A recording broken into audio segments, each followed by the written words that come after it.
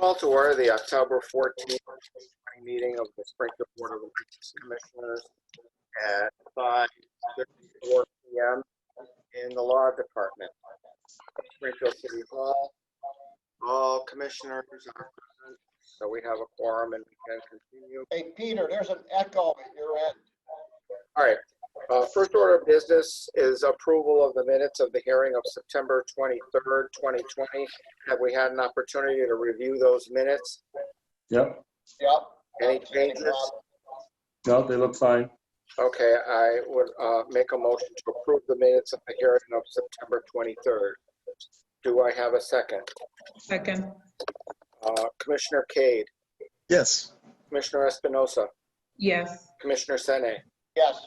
Commissioner Siciliano, Yes. Commissioner Signatore, yes, thank you. We're going to move on to a petition. Let me get the shorter ones out of the way.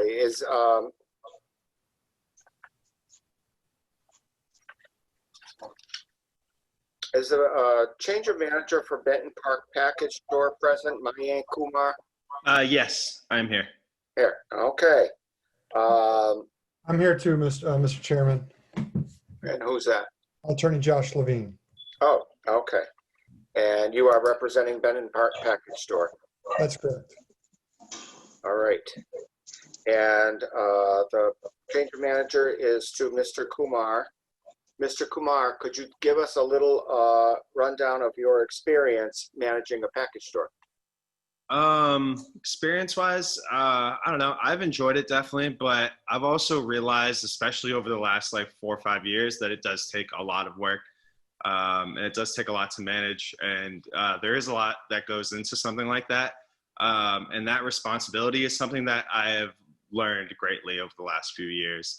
Just kind of like learning from my father and learning what it takes and like the day-to-day more so than anything is definitely a good, great experience in my life.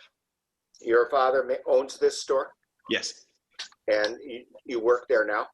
Yes, I've worked there for about 6.5 years.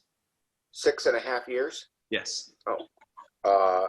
And who was the manager of record before you? Your father? Yes. Okay, so you're taking over as the manager of record, and you've never been a manager of record before, though, correct? Okay. Is this going to be your full-time job, sir? Yes, sir. And so you expect to put in how many hours per week? Between 40 and 45. How many employees do you have that sell alcohol? So between to sell alcohol, 6 total. 6, and are they all tip Include certified? me and my father, and then 6 total, yes. Okay, and is everyone tip certified? Yes, sir. Okay, and you are? Yes. Okay, so you know that tip certificates expire, Mm-hmm. and they have to be renewed. Yep. And we expect you to keep copies of the current certificates on file. Okay. And we're going to want to see those certificates if there is a violation such as selling to a minor. Mm-hmm. Yeah, no. We want to make sure that whoever caused the violation is certified, Mm-hmm. and that you're doing what you should be doing. Okay, and you live where, sir? 641 Converse Street in Longmeadow. Right at the end of Dickinson. Yeah, right at the end. My neighbor. I live down the street from you. Wow. So as a manager of record, this is a step up in responsibility. Mm-hmm. You are responsible for everything that happens there on the premises, whether you are there or not. Mm-hmm. So if there's a selling for minor when you're home and you have an employee that sold, you and that employee will be in to address the commission. Do you understand and accept that responsibility? Yes, I do. Okay. That location is a challenge. I'm sure you realize that. Oh, yeah, of course. You're up for some work there. Okay. Commissioners, do you have any questions for Mr. Kumar? No. No. Okay. And this is bifurcated, right? Okay. Mr. Kumar, this is, I don't know, you've been told about the procedure we go under for these hearings. It's a bifurcated hearing. We introduce the license transfer, or the change manager in this case, at the first meeting, and then we are allowed 2 weeks for public input And in this case, it would only be public input to your character as to anyone who has the opinion that you would make a good manager or a bad manager may submit comments to the board. And in 2 weeks at the next meeting, we will continue this and hopefully approve you then. Do you understand that? Yes, I did. Okay. I make a motion to continue this until October 28th. Do I hear a second? Second. Roll call. Commissioner Cade, Yes. Commissioner Espinosa, Yes. Commissioner Sene, Yes. Commissioner Siciliano, Yes. Commissioner Signatory, yes. Thank you for coming, Mr. Kumar. We'll see you in 2 weeks. Thank you. Good. Thank you. I appreciate it. Yep, bye-bye. Okay.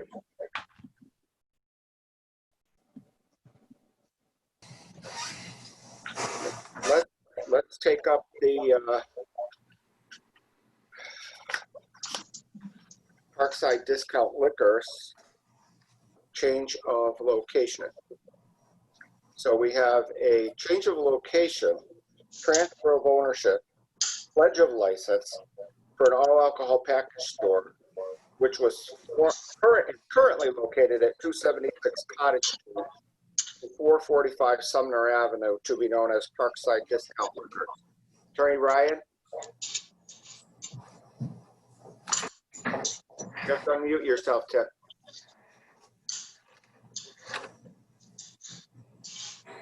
You hear me now? Yes, I do.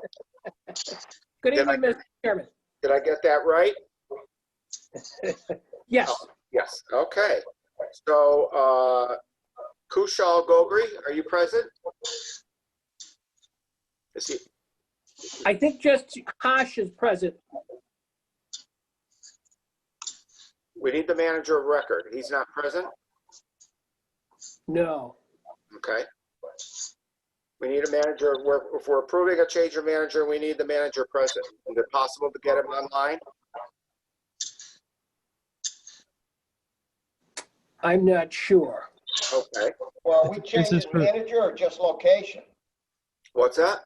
It only says a change of location here. Is it the same manager? Yeah. No, mine says change of location, transfer of license, pledge of license. Correct. But we're changing the manager too, yes? Yes, you would be. Okay. It looks like he's having trouble with his microphone. This is for Gogri, right? Yes. We have two Goggins, yes? Yes. All right. The proposed manager would be Kushal. The owner is Hosh. Say that again, Tim. Who's the owner? The owner is Hosh Gogri. Kosh. The proposed manager is his brother, Kushal. Kosh, K-A-S-H? K-Hushal. Yeah, no, the owner name. Oh, The- Hash. Okay. H-A-S-H. Hash. Yeah. All right, okay. You want us to move on to a different agenda item while you try to get this? Sure. Mr. Sure. Gogri? All right, thank you. Thank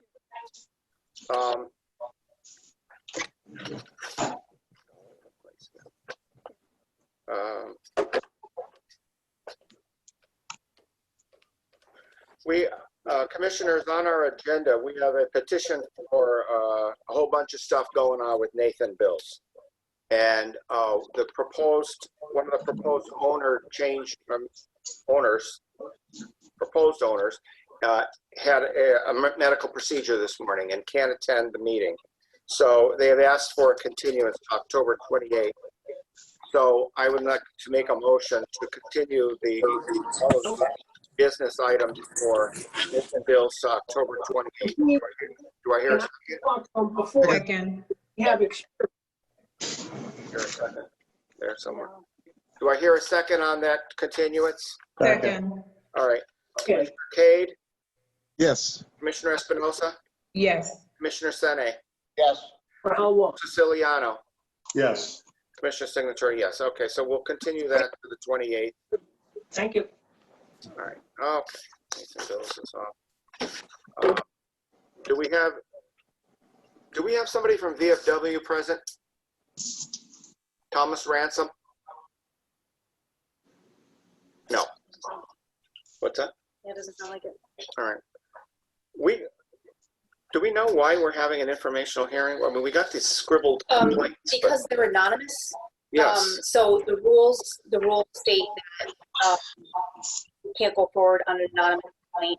The rules state when we get a complaint signed name, we would hand it over to the police department there, and his crew would investigate, and they would give us a report. Yeah. Normal, in the normal course of things. But because this is anonymous, I pointed that out, and the director of licensing said, "Well, let's have an informational hearing to hear what VFW has to say." So she asked that we put it on the agenda. Okay. But there was no signed name, so per our rules, we can't go forward and charge somebody with something based on an anonymous complaint. And you So- sent them a notice. I did. All right. Let's see if they sent them the Zoom link.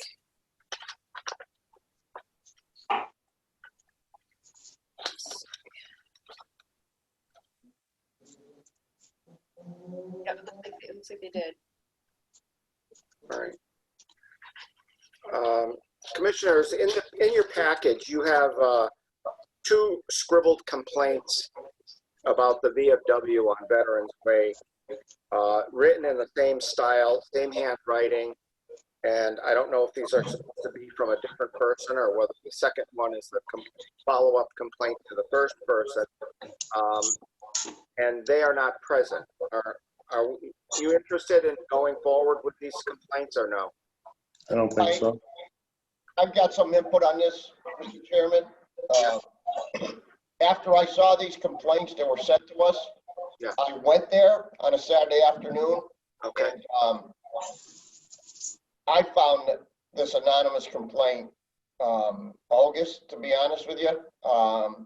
They had a female in there who was serving food. They had one person only sitting inside watching the TV who had food in front of them.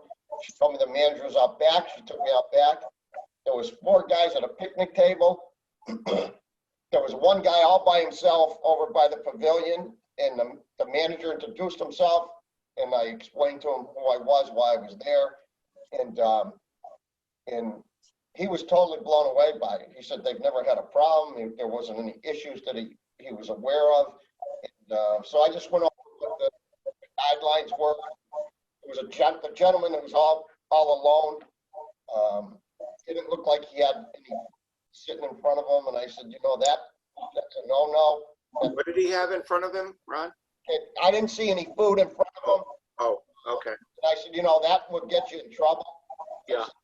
You have to make sure that he has food. You have him purchase a sandwich or something. You can't serve him without food. And he said, he was very apologetic. The other picnic table where a couple of guys were at was fine. So I didn't see anything that we would be, taking action on there. They had low tables in front of the bar with a chair on each side. So nobody was sitting at the bar, so they could sit with each other. They had a couple of those. I don't even think you could get to the bar after those tables there because it's not a very big place. Right. I honestly didn't see anything there, and I just went over everything with the manager, and told him just follow the letter of the law, and you won't have any problem. He was nice, very nice about it, and apologized if there was any problem. So I didn't see any issues. Okay. These notes, we've received these types of notes in the past, and they have the air of either a disgruntled employee or perhaps a patron who was overserved and asked to leave and decided to write a hateful note. I don't take them much into account, and thank you for your investigation, Ron. That's a great report. What do you feel we should do? Just continue this generally, or? I wouldn't recommend any action unless we get someone put something in writing with their name and could tell us how this all happened and what they saw, because what's written there is nothing like what I saw. Okay, night and day. What did you say? You could continue it generally. You could ask Barry, if someone could go check it out if you want. Yeah. I can continue it to see if the manager would come in. Those are your options, I think. I wouldn't hurt, even though you investigated and found no complaints whatsoever, wouldn't hurt to send Barry out there just to take a look. Sure. Yeah. All right, so should we do that? Yeah, I'm fine with that. Yeah. Everybody in agreement with that? Yep, that's fine, All yeah. right, so we'll ask Barry to go out and just check it out, and if he finds nothing, that'll be at the end of this. So we can take this up again at the next hearing, and we'll see what Barry finds, okay? Is that okay, Barry? Yeah. Okay. Just forward those to me, or give me a copy. Yeah. Okay. All right.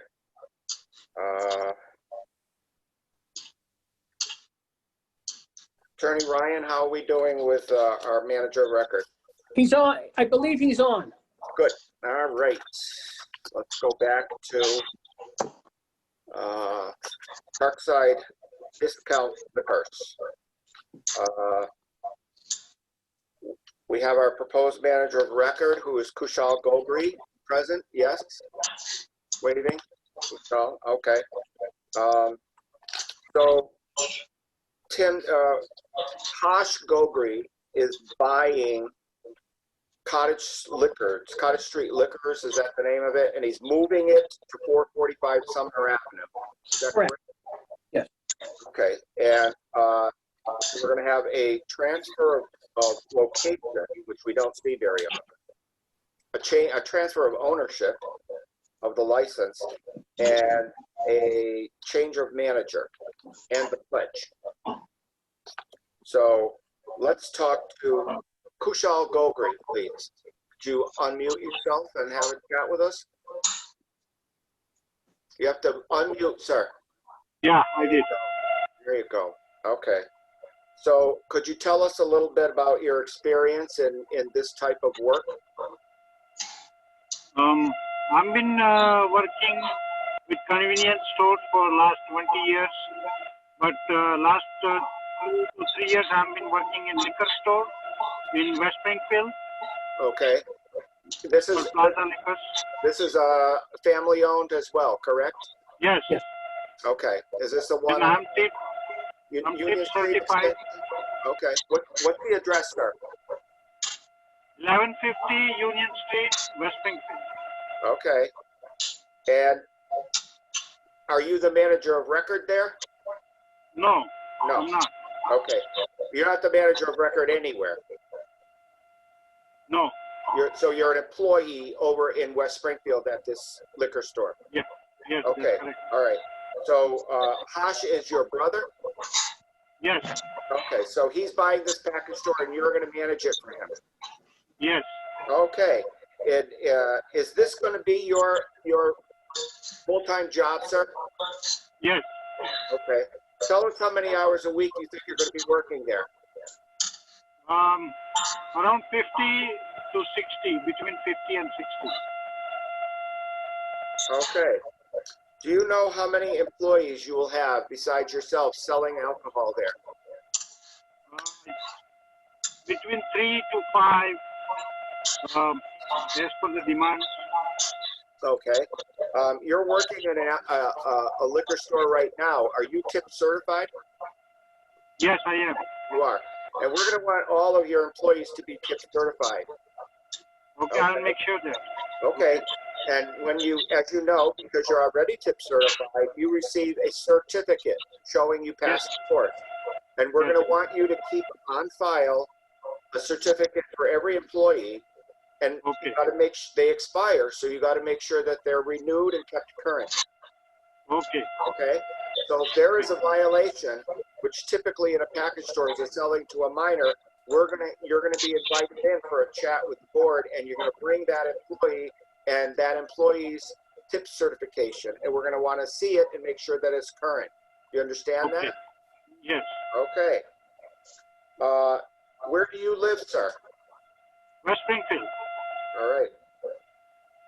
As a manager of record of a package store, that's a lot more responsibility. You are responsible for what happens at that package store, whether you are there or not. So if there's a selling to minors on your day off, you'll be invited in for a conversation with the board with that manager or that employee who sold the alcohol. Do you understand and accept this responsibility? Yes, I do. Okay. Commissioners, do you have any questions? You're going into the corner building where Forest Park Eye Care is, right? Correct. Yes. Yes, okay. Any other questions? Are we taking into consideration the letter from the Civic Association? Do we do that now or at the next meeting? Oh, if this is something public input, then we'll have to bifurcate this too. So you can do it now or next, since you have it in front of you. Okay. We have submitted to us a letter. Actually, do we have the other letter from Mrs. Pakula? I didn't see that one. We actually had, there are two letters. I've seen both of them. We have one letter in our package, which is from the Forest Park Civic Association to the Director of Planning, Bill Gromey. Mr. Gromey, the Forest Park Civic Association met on Tuesday, September 8, 2020, regarding the proposed package store location for 445, 447 Sumner Avenue. The Forest Park Civic Association feels at this time the Forest Park neighborhood is adequately served and that a new liquor store will oversaturate the neighborhood. Any questions, please feel free to contact me. Signed, Victor Davila, President of the Forest Park Civic Association. So the Civic Association feels that the neighborhood is adequately served by package stores. So even though this is a bifurcated meeting and we can discuss this at length at the next session, Attorney Ryan, would you like to address that?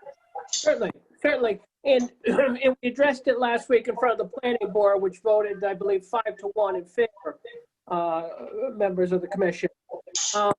But Forest Park is the largest neighborhood by population in the city, about 24,000 residents. There's 3 package store licenses issued. One at the X Discount Liquors, I believe is the name, or Forest Park Liquors, I believe. And then you have Fort Pleasant down at Fort Pleasant and Frank's down at the bottom of Dickinson. Both of those are the periphery of the neighborhood. There is, other than the Forest Park Discount, there is no other liquor package store within the neighborhood, and certainly without the commercial district. With 33 licenses outstanding, Forest Park would be entitled to 5 to 6 if you did it on a pro rata basis. And with just 3, the numbers show it's underserved for package store on a pro rata basis across the city. Further, given the fact that Fort Pleasant and Frank's at the bottom of Dixon are on the periphery, it underserves the other reaches of the neighborhood, which would be the Sumner Ave corridor, the Belmont Ave corridor, the Dickinson Street corridor. So with all due respect to the great people of the Forest Park Civic Association, the numbers would show that it's not overserved. Okay. And then, Mr. Chairman, just on the letter from Mrs. Pakula, which was also somewhat an issue at the planning department, she talks about the litter from the drive-throughs. And as a Forest Park resident, you know, I concur that there are litter and trash thrown from drive-through, but a package store does not have the same component, not have the same litter issues as 2 a.m. meals, which we sometimes find on our front lawns or on the corner Saturday or Sunday morning. So it's an issue, but the package store is not the cause of the issue. In denying the package store does not in any way resolve the current that's specified in that letter, which I believe is accurate. Okay. I attended the Civic Association meeting as well as the planning board meeting. and I don't get to talk unless they ask me a question, but I believe the issue at the Forest Park Civic Association meeting was the request to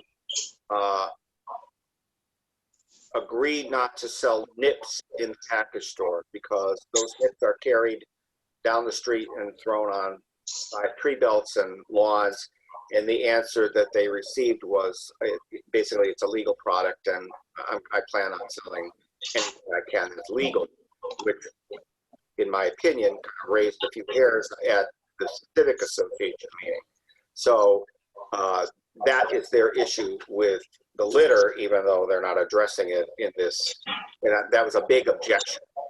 They're not really addressing that in this letter. I think they asked me, you know, can the board ban nips? And I said, no, we cannot, unless the licensee is willing to agree to that. And they were disappointed by that. And then they said, you know, they're hanging their hat on the fact that they feel they have enough liquor stores in the neighborhood already.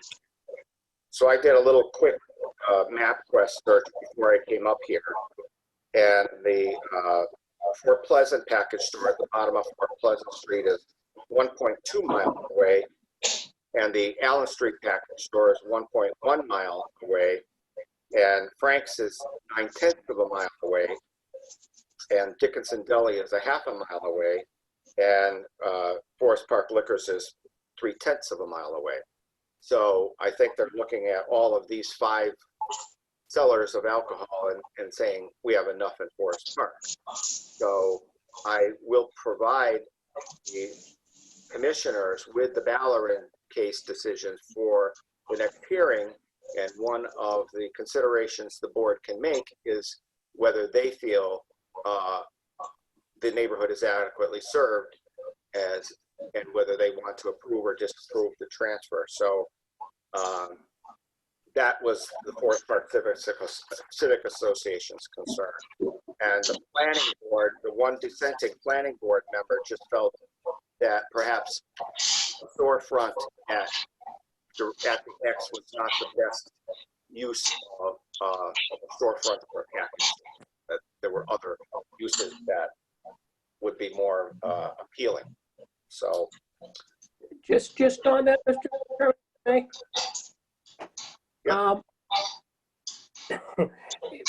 you know, I think the important thing to keep in mind about this application is the principals of Forest Park Eye Care own the building and have offered to Mr. Gorgier, agreed on a 20-year lease, contingent obviously on the grant of the change in the transfer. And so it's not as though it's an absentee landlord who's just looking to get rent.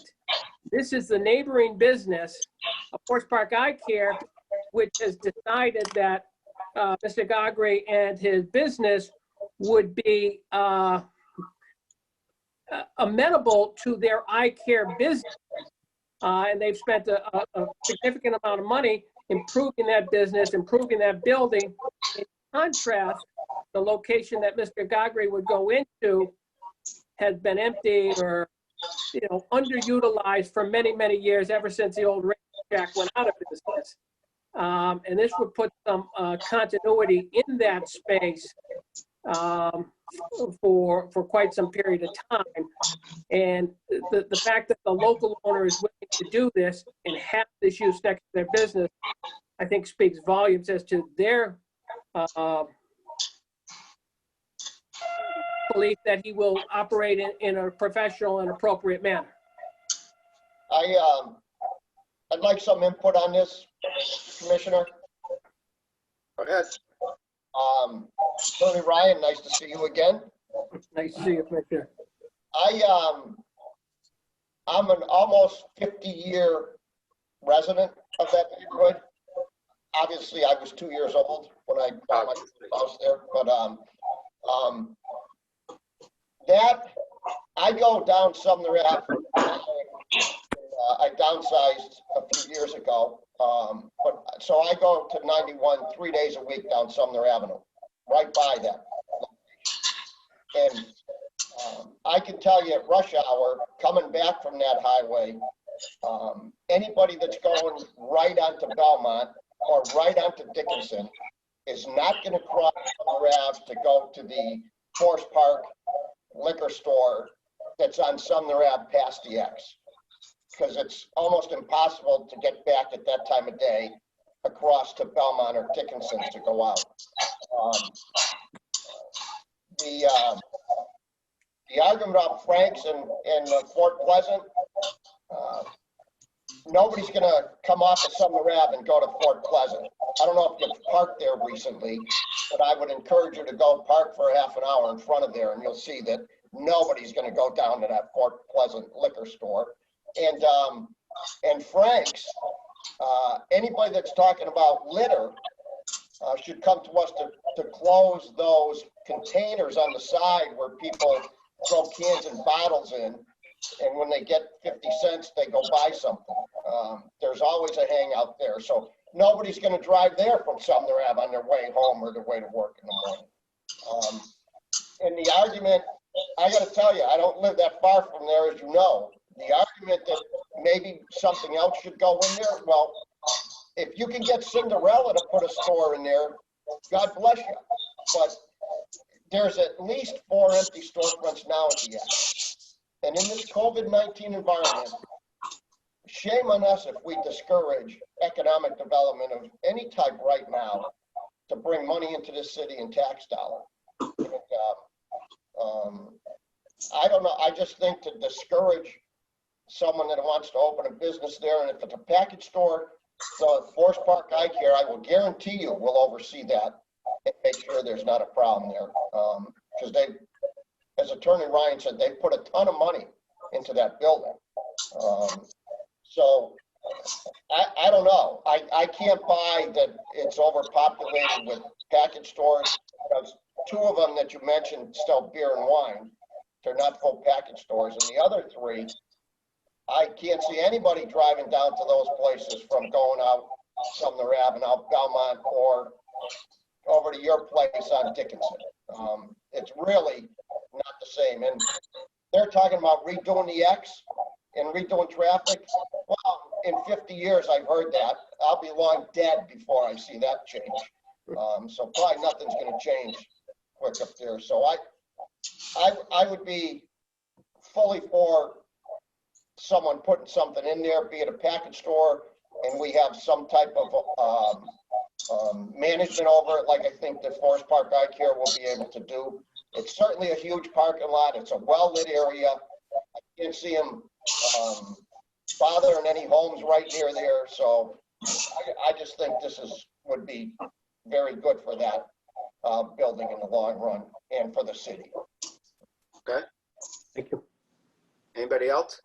But I have another question in regards to deliberation. All right. You know, 'cause it's Right. Yeah. All right. We were just talking the other day as we drove through the exit. I moved to Springfield in 1981, and the X was certainly a lot different than it is now. You know, Stop and Shop there, and there was a movie theater there, and you know, there was a package store where CVS is Star now. Liquors. Yeah. Star Liquors, yeah. Mm-hmm. So CVS was where the car parts place was then. Yeah. You're getting old, Peter. And we were racking. I thank Attorney Ryan for giving us the answer to the trivia question. We were racking our brains trying to remember the name of that big clothing store there, and he finally reminded us. Blake's was the name of the store. I couldn't think of it. Bruislin Shoes and Blake's. And Right, Blake's. Yeah. Yeah. So I would have to say that the proposed location has been a dollar store for quite a while, and not very attractive from the street. So you couldn't get much less attractive than what was there. So this would, in my opinion, be more visually appealing than the mess that was there. I'm glad to see that gone.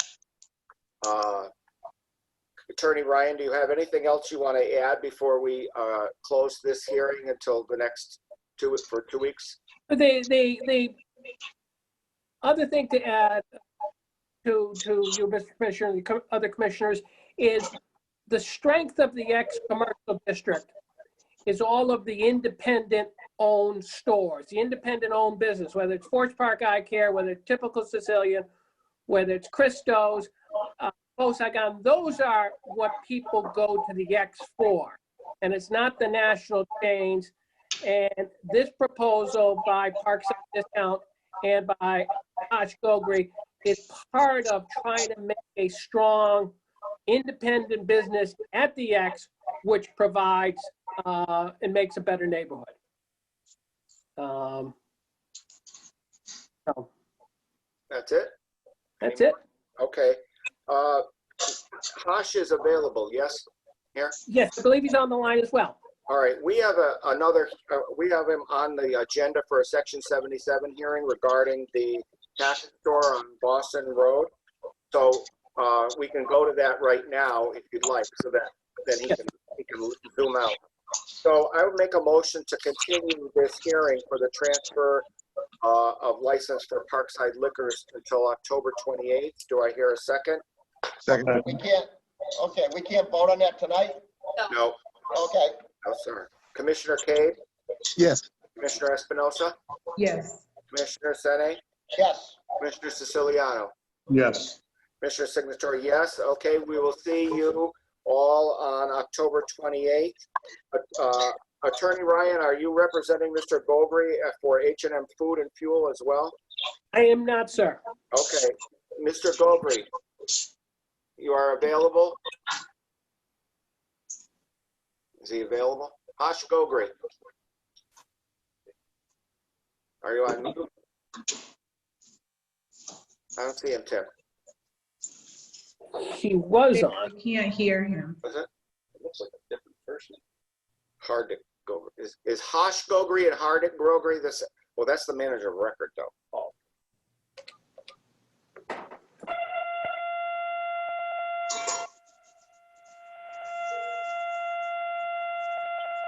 Hello meeting में पूछ रहा है तेरे को किधर है?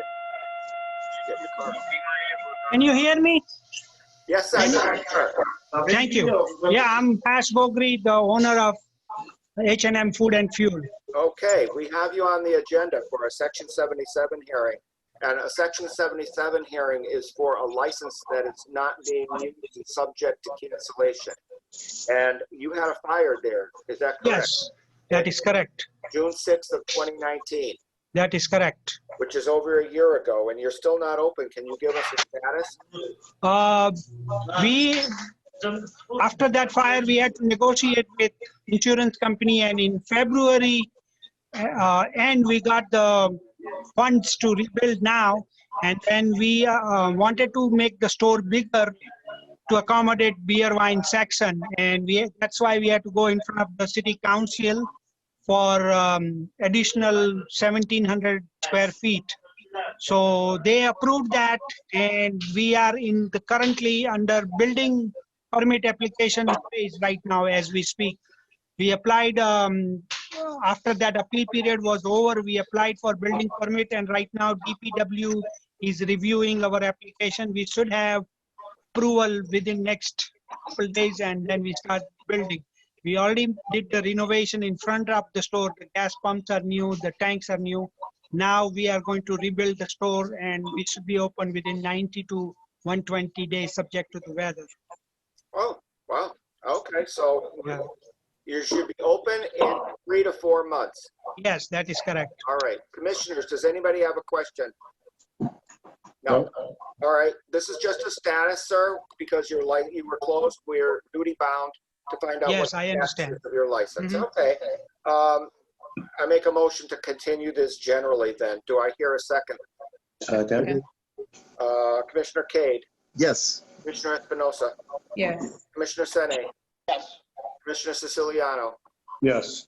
Commissioner Signatory, yes. Okay, thank you, Mr. Gogri. We hope you're open by the end of the year. Thank Thank you. you. Thank you. Thank you. Thank you very much. Thank you for everything. Yeah. Okay, okay. Okay. Does he have to do an alteration of the premise? If he is going to make it bigger, yeah. Do we need to tell him that? Billy did that without telling us. Yeah. You know, that was a big no-no. All right. Okay. Do we have Attorney Kelly? It's Attorney Hagan. Oh, Attorney Hagan? Yeah. Oh, I'm here, Mr. Chairman. okay, and you are representing Malacone Restaurant? I am. All right. So we have two pre-hearing conferences regarding disturbances and COVID violations and all kinds of things, which took place in July. So, Let me turn it. yeah. Hello, Attorney Hagan. It's Carrie Safransky. We spoke on the phone. Attorney Safransky. I've explained this to your clients before, but I'm just going to give you a brief summary of which I believe you're familiar with, the two incidents, and then I'll explain the process, which I believe you're familiar with, but just to put everything on the record. We're here regarding two different incidents at Malacone, July 5th and July 12th of 2020. The July 5th incident took place at 11:20 p.m. There was a disturbance in the rear parking lot. Officers arrived. They didn't find a disturbance, but found a DJ playing music using amps. They came upon, after this, a fight between two females and a male. Officers intervened, forced all of the parties, and a female ended up under arrest. Officers noted that the disturbance started inside of Malacone, but staff advised them the disturbance occurred outside. Apparently, they spoke with the parties who indicated the fight was actually inside. Officers note that there were no calls made from any staff to report this disturbance to the police. The calls came from someone else, apparently. Malacone does not have any permit to allow outdoor entertainment. The licensing department and the office of the mayor have received numerous email complaints concerning unnecessary noise at Malacone in weeks preceding this incident being reported. Additionally, the report from the police notes that the manager of record of Malacone, Genesis Pujols, did appear before the License Commission about 6 or 7 months ago in March for an informational hearing regarding noise complaints. So there's a little bit of a history there. The police investigated this. They wrote some reports and recommended that several charges result as a result of this incident.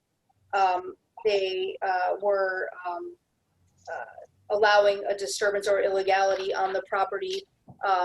2 counts: 1, failure to call the police to report a disturbance, and number 2, failure to abide by the City of Springfield noise ordinance. So that's the July 5th incident. The July 12th incident is summarized as follows. Police went to the location for a noise complaint. They found about 300 patrons in the rear parking lot. There was a big tent set up in addition to about 20 tables with alcohol being served. Officers noted that almost every table had a hookah pipe on it being utilized by patrons. There was also loud music coming from speakers located outdoors next to a DJ booth. Officers noted patrons weren't wearing masks. There didn't appear to be adequate security for the number of people present. The manager of record was present. She was told to shut down the operation as she didn't have permits for this type of gathering. And she was reminded that current COVID-19 guidelines were still in effect. It took about an hour, according to the police, to disperse the large crowd. Several police units had to be dispatched to assist in this. An investigation revealed that Malacone does not have a smoking bar permit to allow the use of hookahs. They also do not have any permit for outdoor entertainment. A review of calls to the police reveal a pattern of noise complaints, as I already mentioned, at Malacone from neighboring residents in the weeks leading up to this. The mayor's office and the license department has also received numerous email complaints as well. They were complaining of concert level music from Malacone. The police, after investigating this incident, recommended 3 charges. They are: number 1, allowing the use of smoking material without required smoking permit in violation of Mass General Laws, Chapter 270, Section 22. Number 2, failure to abide by the City of Springfield noise ordinance. And number 3, failure to abide by current COVID-19 guidelines issued by the Commonwealth of Massachusetts, in particular exceeding maximum capacity allowed, patrons not seated, and patrons wearing masks.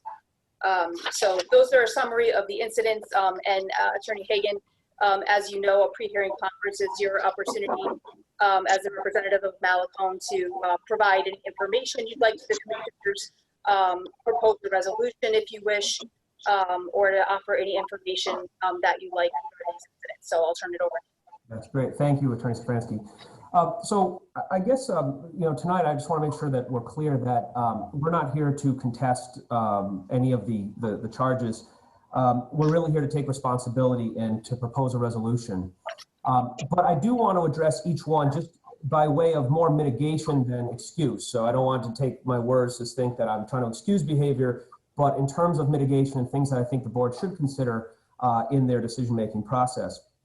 Let me address the July 12th incident first, which was involving the COVID rules violations. Look, COVID rules have been hard for a lot of businesses to follow, to keep up with, and it's been especially hard for the folks at Malacone. As many of you may be aware, their English is not their first language, so there's a little bit of a language barrier that they have, and so what this was born out of was a misunderstanding of the rules and a misunderstanding of what was allowed. What's allowed outside, what isn't allowed outside, what permits were required. That's what this was born out of. So it wasn't born out of them trying to be flagrant about the rules in violation of the rules. It was simply a misunderstanding, as I said, due to the language barrier. And that's obviously been borne out because there has not been a violation since that time or anything like this. So they're on certainly a better trajectory and understanding of what's involved with COVID. In terms of the July 5th incident, the folks still maintained there was no violence inside of the restaurant. I think the police spoke to one victim who had mentioned about getting slapped or hit or something inside the restaurant.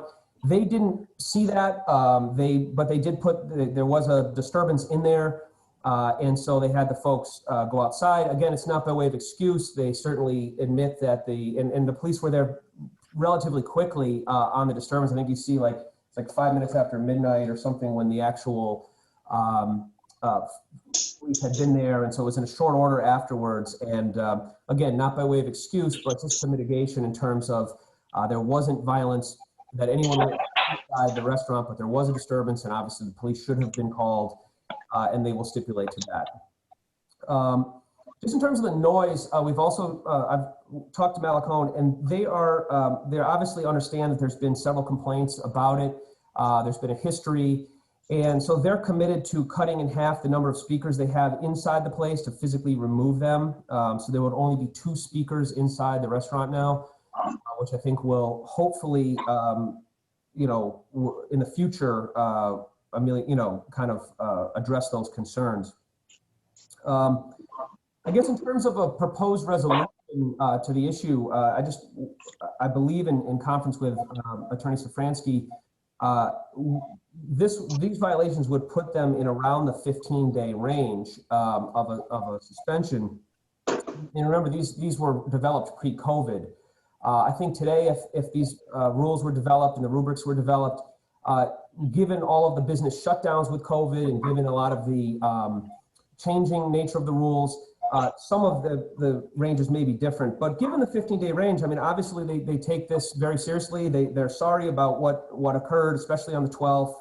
That was not something they had certainly didn't want to violate the rules in that manner. So the last suspension they had was 2 years ago. And at that point, the penalty was they had a 5-day suspension. 1 day was served with the balance held in abeyance.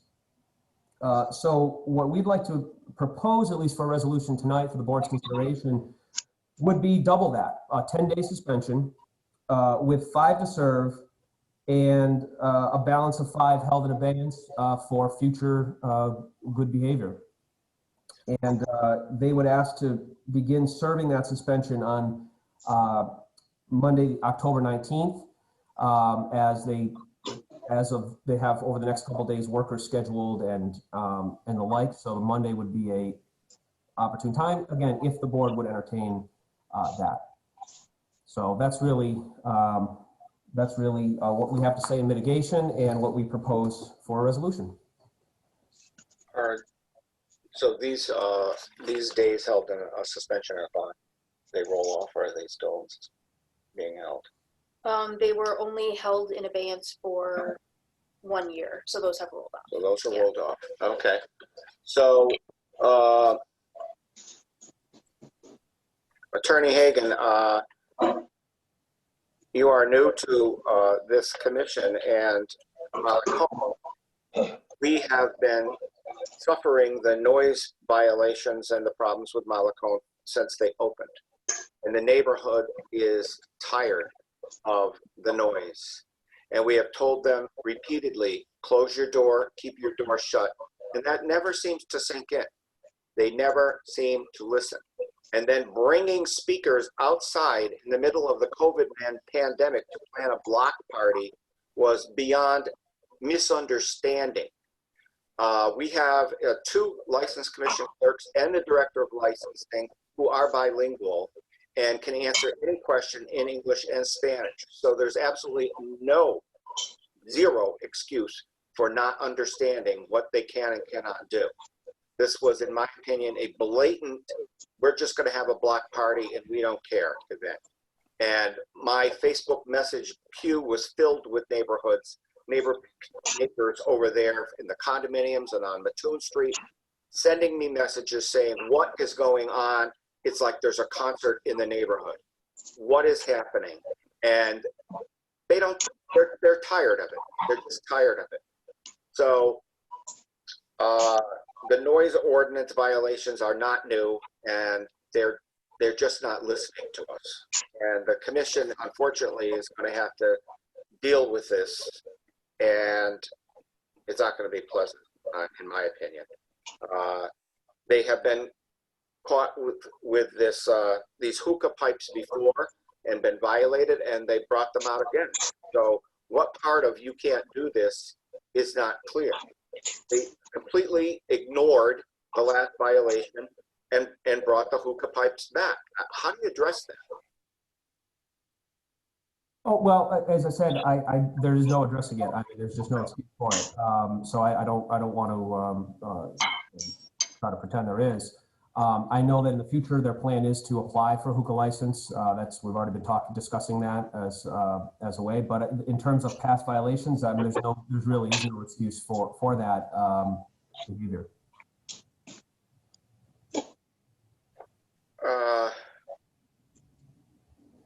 Commissioners, do you have any input here? Well, we approved the daughter to become the manager instead of the mother because of the language barrier that we had with the mother. So I mean, we gave the benefit of the doubt to the daughter when we approved her as the manager because she was fluent in English. So there's no misunderstanding because of the language barrier anymore. We made that manager's approval switch to eliminate that as a problem. And yeah, the hookah, they almost burned the place down years ago when the fire department was called in at like 2:30, 3 in the morning. So, and they're back again. So it's just crazy. Anybody else? No. No. All right. The Attorney Hagan, you are stipulating to all the violations. Is that what I'm hearing? That's correct. Okay. So, commissioners, the proposed, because this is a pre-hearing conference, the proposed penalty, since they are stipulating to 5 violations, is a 10-day suspension with 5 days held in abeyance. How do we feel about that? I don't agree. You do not.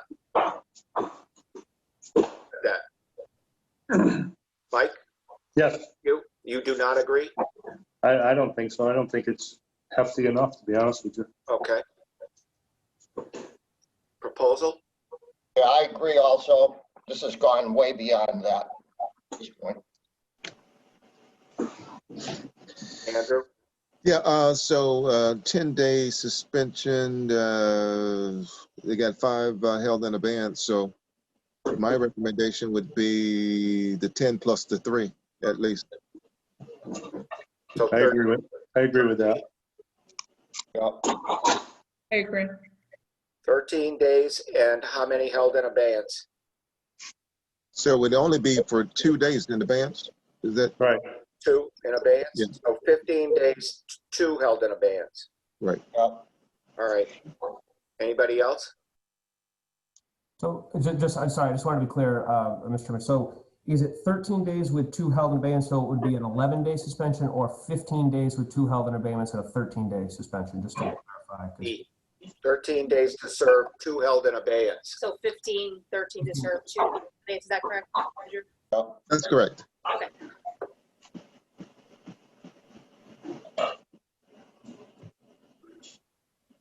Anybody else? Nope. And I also, I do not agree that it should begin on a Monday, because obviously they're avoiding the weekend because that's their busy time. Would you want it, you have to send a suspension letter, right? Yeah. You don't, you have time to do that by this weekend, or should we go down again? I can email it if that's acceptable to Attorney Hagan. All right, so we want the suspension to start on the 16th or 17th, or do we want to go to the weekend of the 23rd and 24th? I think it should start for the weekend. Which weekend, sir? Well, what are we looking at? We're looking at either the 23rd. Yeah. At this point, I think the 23rd. 23rd. Yeah. So the following weekend, the 23rd. So that'll be 1, 2, 3, 4, 5, 6, 7, 8, 9, 10. So it would be 13, 11. So it would begin on the 23rd. 1, 2, 3, 7, 8, 9, 10, 12, 13. The 23rd to November 4th. Correct. That's 13 days. 7, 8, 9, 10, 11, Yeah. 13. To November 4th, and then 2 days to be held in abeyance. Yes? Yes. Yes. All right. Yes. And held in abeyance for 1 year. Right. Yes. All right. Yes. Attorney Hagan? The proposal is a 13-day suspension to begin Friday, October 23rd, to continue to November 4th, and then 2 days to be held in abeyance for 1 year. Obviously, it's hard to conference with my clients just because I don't have them on the Zoom, but in terms of, I believe from my understanding that will be acceptable to them. Okay. I don't know how you're going to get this through to your clients, but the commission is really on their last straw with them. And the next step may be a rollback of hours, which we can do when a licensee, it's not in response to a specific violation, but when a licensee is proving themselves to be a nuisance to the general public, which in this case would be all of the condominiums on Chestnut Street and Mattoon Street, we can roll the hours back as early as 11 p.m. And I'm sure they would not want us to do that. So a heart-to-heart talk needs to be had with your clients. Absolutely. All right. As part of our violation procedure, we create a sign saying why the business is closed, so they don't say they're closed to be on vacation or they're cleaning or whatever they're doing. The sign is placed in the door of the business. It's to remain there during the entire duration of the suspension, and it will state they're being suspended for violation of mass liquor laws. So I would make a motion that that sign be included as part of this penalty. Does the board agree? Yes. I agree. All right. Yeah. So, all right. So the proposed penalty is a 13-day suspension beginning October 23rd, ending November 4th, with 2 days held in abeyance for 1 year, and the violation sign to be placed in the doorway of the business. I think it's a 15-day suspension, 13. 15-day. What did I say? You said 13. So it's 15. 15 days total, beginning October 23rd, ending November 4th, with 2 additional days. Well, 15 days suspension, 13 to serve. Yes. From the 23rd to the 4th, and then 2 more held in abeyance. 2 held in abeyance. Correct? That's correct. All Right. right. Do I have a second? Second. Commissioner Cade, Yes. Commissioner Espinoza, Yes. Commissioner Sene, Yes. Commissioner Siciliano, Yes. and yes. All right. Thank you for coming, Attorney Hagan, and you need to have a heart-to-heart talk with your clients. Thank you, everyone. All right, I will, do we have his email address? I do, and we'll send you that sign. I'll email you the sign. Okay, thank you. Thank you very much. Thank you. Thank Good you. night. Good night. Okay.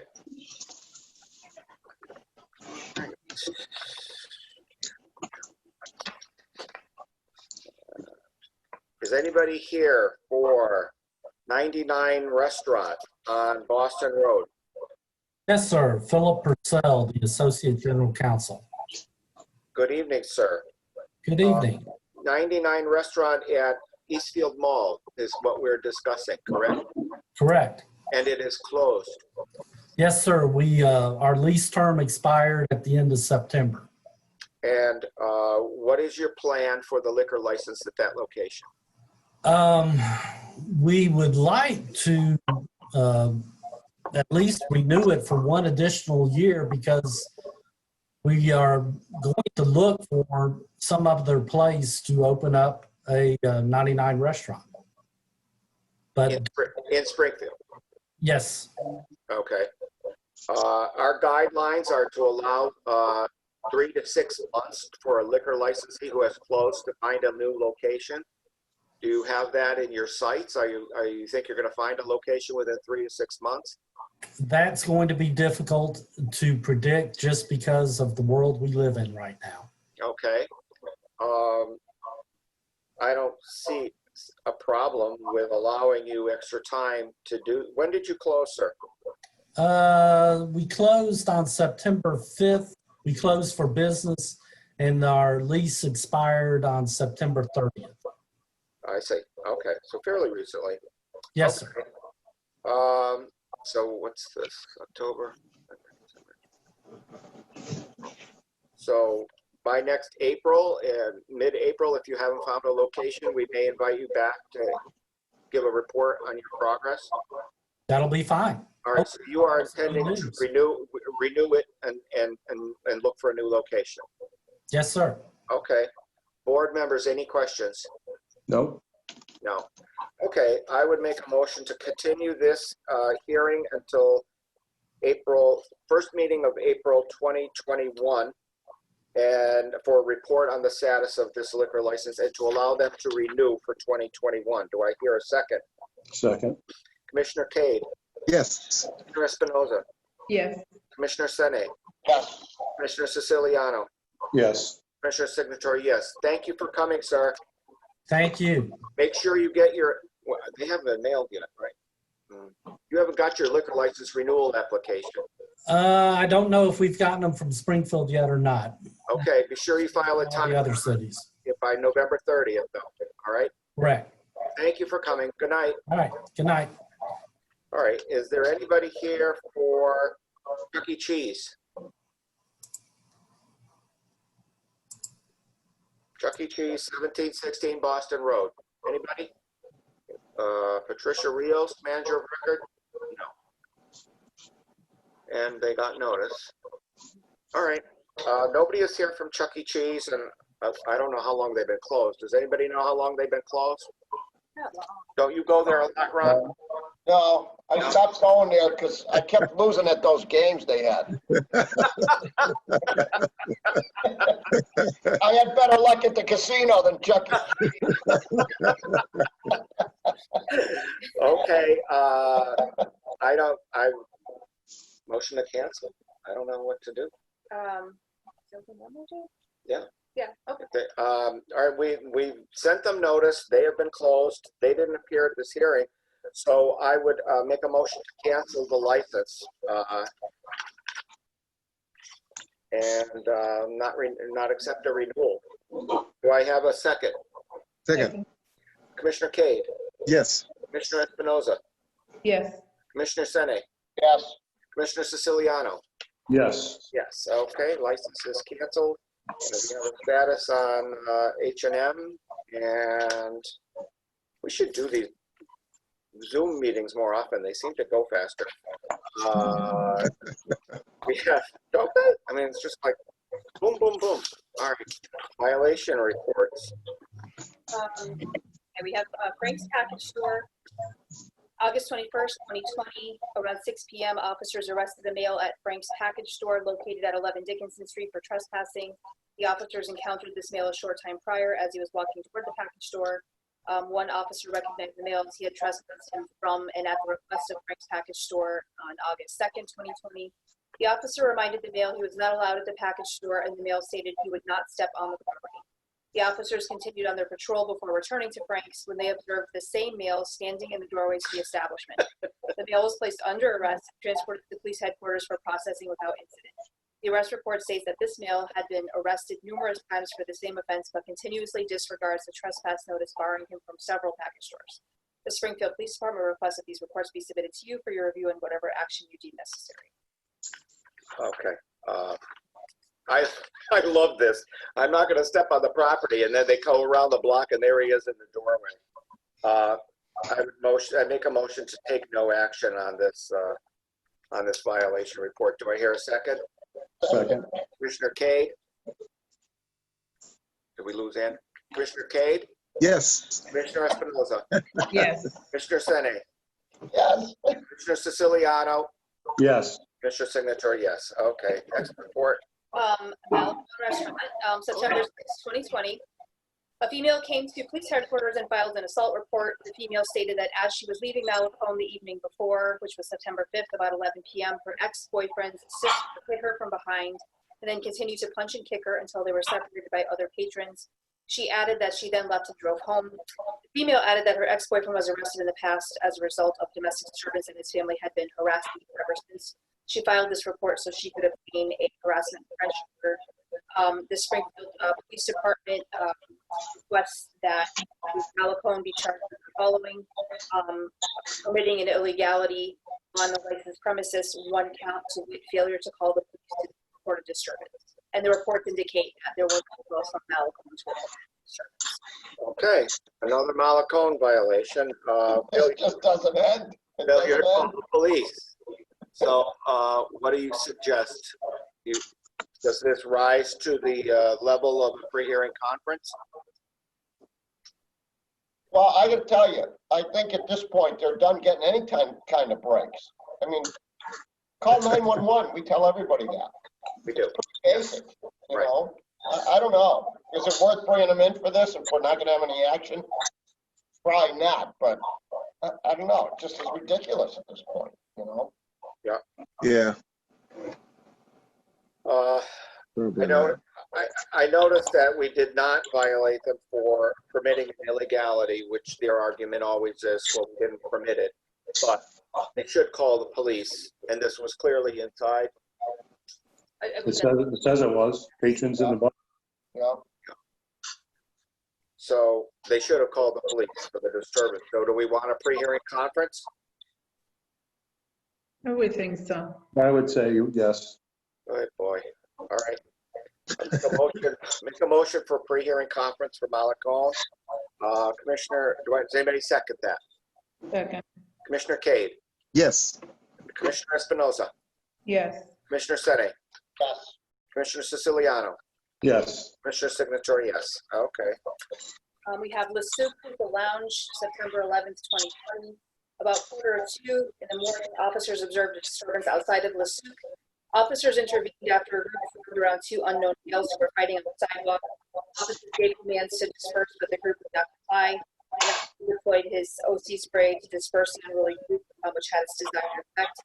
Officers' attention was then drawn to a female who appeared to be bleeding from the nose.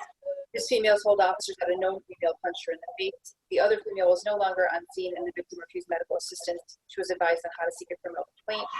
The Springfield Police Department requests that these reports be submitted to you for your review and whatever action you deem necessary. There's no indication that these are Le Soup patrons, or they're just on the sidewalk? It It was outside by where, on their side. We can't prove they came from inside there. No, and I talked to, I think her name's Kadijah, the manager there. All right. There was nothing, no problems inside. He said when they realized what was going on, the officers were already there. All right. I make a motion to take no action on this violation report. Do I hear a second? Second. Commissioner Cade?